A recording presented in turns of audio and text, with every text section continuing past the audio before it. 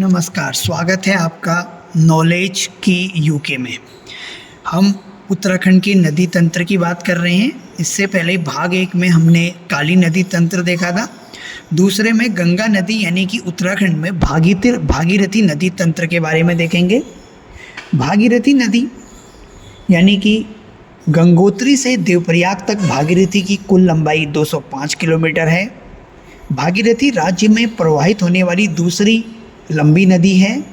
भागीरथी नदी का उद्गम उत्तरकाशी जिले में गंगोत्री ग्लेशियर के पास गोमुख नामक स्थान से होता है।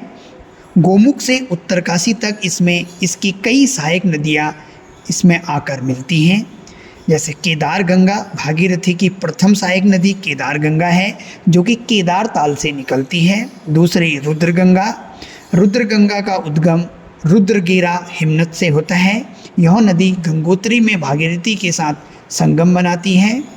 जाड़ गंगा यानी कि जहावानी नदी, इस नदी का उद्गम थांगला दर्रे की टकनौर नामक स्थान से होता है। यह नदी भैरव घाटी में भागीरथी के साथ संगम बनाती है।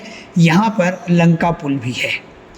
मिलुन गंगा, यह भी भागीरथी नदी की सहायक नदी है। सिया गंगा झाला नामक स्थान पर भागीरथी से संगम बनाती है।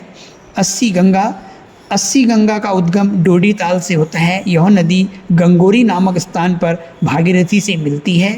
भिलंगना नदी, यह नदी टिहरी के खतलिंग ग्लेशियर से निकलती है। भिलंगना नदी भागीरथी नदी की सबसे बड़ी सहायक नदी है। टिहरी गणेश प्रयाग में इन दोनों नदियों का संगम होता है। यहीं पर भारत सरकार के सहयोग से प्रसिद्ध टिहरी बांध का निर्माण हुआ है। भिलंगना का उद्गम स्थल 16,790 फीट की ऊंचाई पर स्थित सहस्त्र ताल है। गणेश प्रयाग, यह क्षेत्र पुरानी टिहरी में था। टिहरी का प्राचीन नाम गणेश प्रयाग माना जाता है। इस स्थान पर भागीरथी और भिलंगना नदी का संगम होता है। भिलंगना भागीरथी की सबसे बड़ी सहायक नदी है, जिसका उद्गम खतलिंग ग्लेशियर से होता है।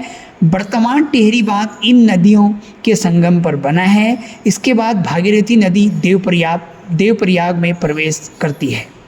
भिलंगना की सहायक नदी धर्मगंगा, मेदे गंगा, बालगंगा, दूध गंगा। टिहरी देवप्रयाग में भागीरथी और अलकनंदा संयुक्त धारा को गंगा के नाम से जाना जाता है और इस संगम को सास बहू का संगम भी कहा जाता है। Thank you.